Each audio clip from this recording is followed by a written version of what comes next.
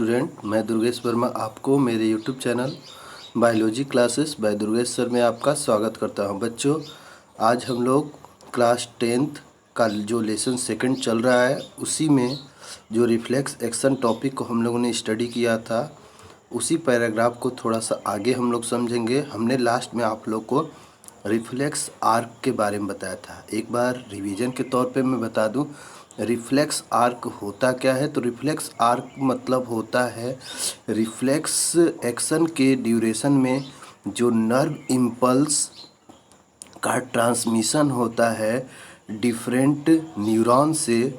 तो वो न्यूरॉन के थ्रू जब ट्रांसमिशन होता है तो जो पाथ जो स्ट्रक्चर बनता है बेटा उसी को हम रिफ्लेक्स आर्क बोलते हैं।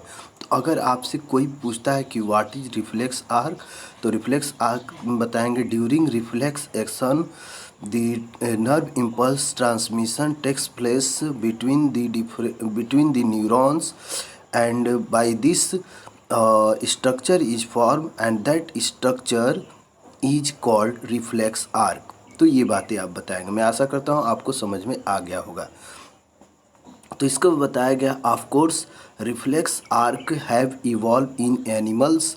रिफ्लेक्स आर्क जो होता है वो एनिमल में विकसित होता है because thinking process of brain is not fast enough. जो ब्रेन के द्वारा जो थिंकिंग का जो प्रोसेस होता है वो बहुत फास्ट नहीं होता है, पर्याप्त फास्ट नहीं होता है, इसलिए रिफ्लेक्स आर्क का फॉर्मेशन होता है। क्योंकि आप जानते हैं कुछ ऐसे एक्शन होते हैं जिसके लिए सडन रिस्पांस की ज़रूरत होती है और ब्रेन के पास जाए थिंक करे फिर रिस्पांस आए तो प्रॉब्लम हो जाएगा। तो इसीलिए जो जंतु होते हैं उनमें थिंकिंग की जो प्रोसेस होती है वो फास्ट नहीं होती, उतनी पर्याप्त फास्ट नहीं होती है, इसीलिए जो एनिमल्स होते हैं उनमें रिफ्लेक्स आर्क विकसित होता है। यहाँ तक क्लियर हो गया। In fact many animals have very little or none of the complex neuron network needed for thinking. बहुत सारे एनिमल में बहुत ही कम या न के बराबर कॉम्प्लेक्स न्यूरॉन का नेटवर्क की आवश्यकता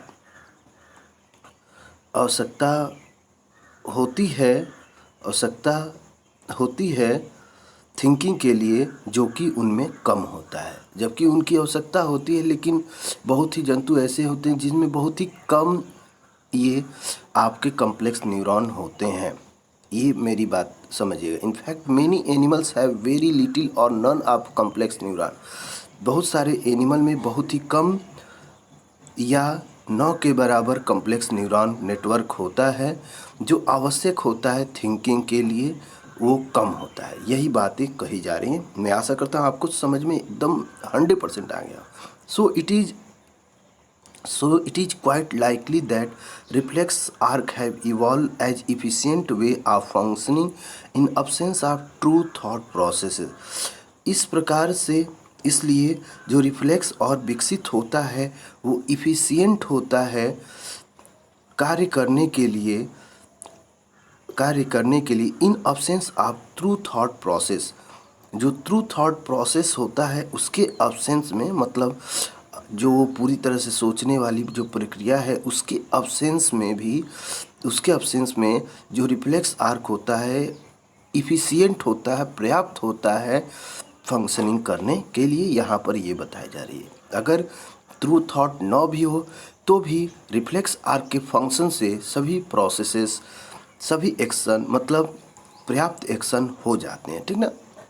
however even after complex neuron, जबकि कॉम्प्लेक्स न्यूरॉन जो होते हैं नेटवर्क जो होता है कॉम्प्लेक्स न्यूरॉन का हैव कम इनटू एग्जिस्टेंस, जब उपस्थित होता है प्रेजेंट होता है तो reflex arc continue to be more efficient for quick response.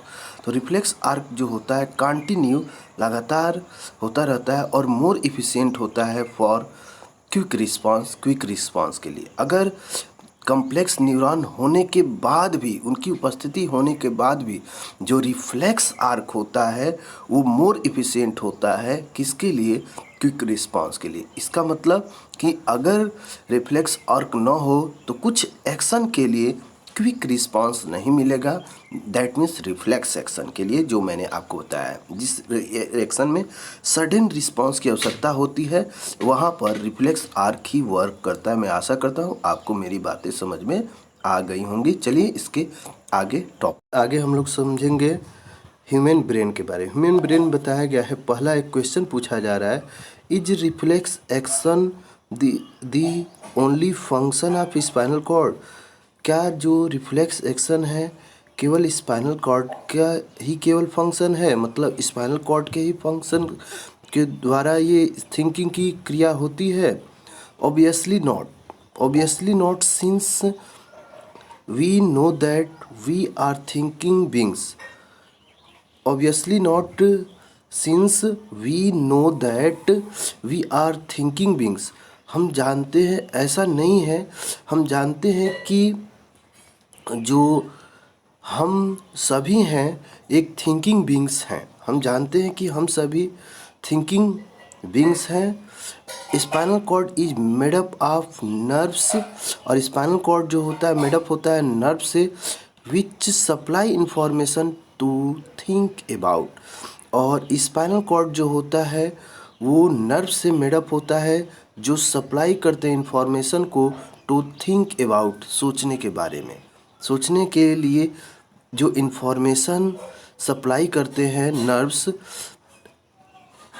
इसके बारे में बताया जा रहा है। और spinal cord made up of nerve, spinal cord made up होता है नर्व से जो सप्लाई करता है इंफॉर्मेशन टू थिंक अबाउट, सोचने के बारे में।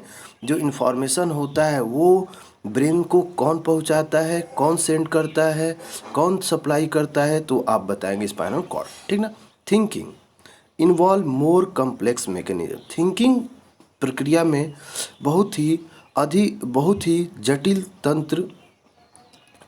जटिल तंत्र समाहित होते हैं एंड न्यूरल कनेक्शन और नर्व का कनेक्शन होता है। थिंकिंग करने की प्रक्रिया में थिंकिंग जो है यह एक अधिक जटिल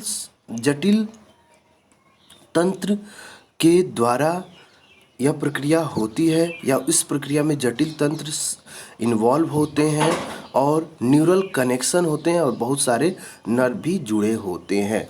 these are concentrated in the brain, और ये सभी कंसंट्रेटेड किस में होते हैं? ब्रेन में। Which is the main coordinating centre of body. और ब्रेन जो होता है वो मेन कोऑर्डिनेटिंग सेंटर होता है हमारे बॉडी का। The brain and spinal cord constitute the central nervous system. Brain और स्पाइनल कॉर्ड जो होते हैं ये मिलकर सेंट्रल नर्वस सिस्टम को बनाते हैं या उसमें आते हैं। अगर कोई पूछे सेंट्रल नर्वस सिस्टम को कौन कौन कंस्टिट्यूट करते हैं, कौन कौन उसमें होते हैं, कौन इन्वॉल्व होते हैं, जिससे सेंट्रल नर्वस सिस्टम बना है या सेंट्रल नर्वस सिस्टम कहते हैं, उसमें कौन कौन से पार्ट होते हैं, तो आप बताएंगे ब्रेन और स्पाइनल कॉर्ड। इसके बाद आगे जानिए, they receive information from all part of the body and integrated it. ये इंफॉर्मेशन जो रिसीव होते हैं पूरे बॉडी से, उनको जो भी इंफॉर्मेशन पूरे बॉडी से आता है उसको रिसीव करने का काम कौन करते हैं? तो हमारे सेंट्रल नर्वस सिस्टम करते हैं।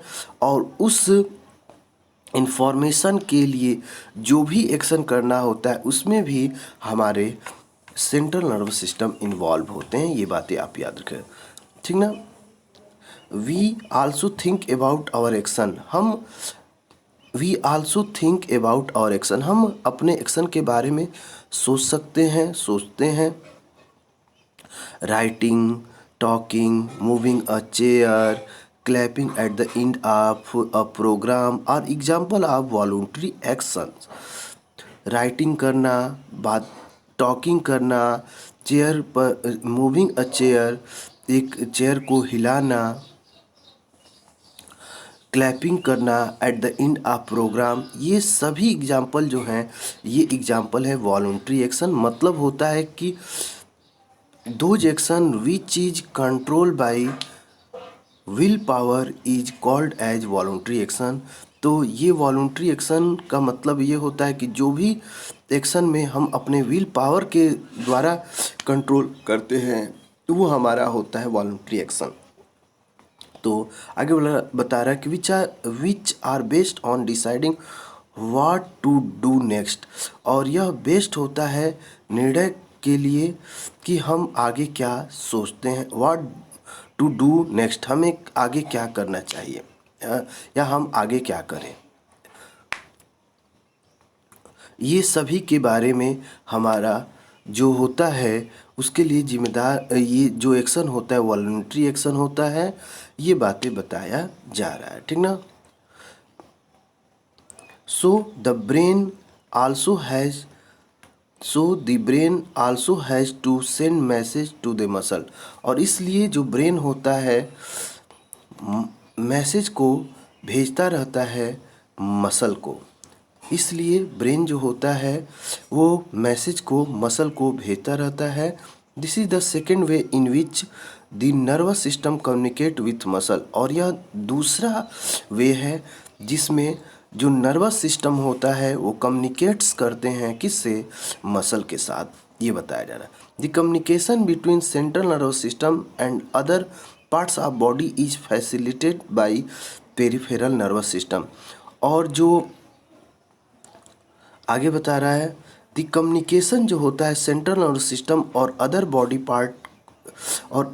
पार्ट का, वो किसके द्वारा आसान बना होता है, किसके इन्वॉल्व से होता है, कौन उसमें हेल्प करता है, कौन उसमें पार्टिसिपेट करते हैं, तो वो होते हैं आपके पेरिफेरल नर्वस सिस्टम।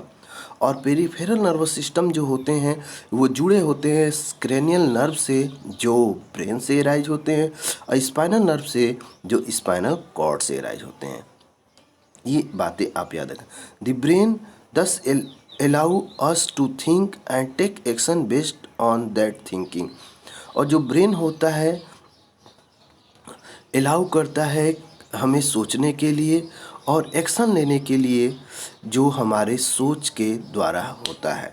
हम जो सोचते हैं उसके लिए एक्शन करने के लिए सब कुछ के इन सभी के लिए कौन जिम्मेदार होता है, हमारा ब्रेन।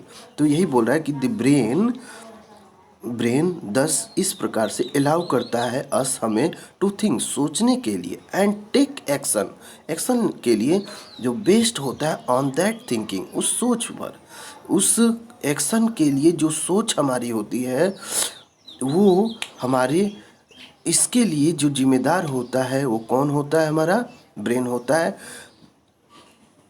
तो यहीं पर मैं अपने लेक्चर को इन कर रहा हूँ। अगले वीडियो में मैं आगे आपको आगे के टॉपिक के बारे में बताऊंगा। Okay, thank you.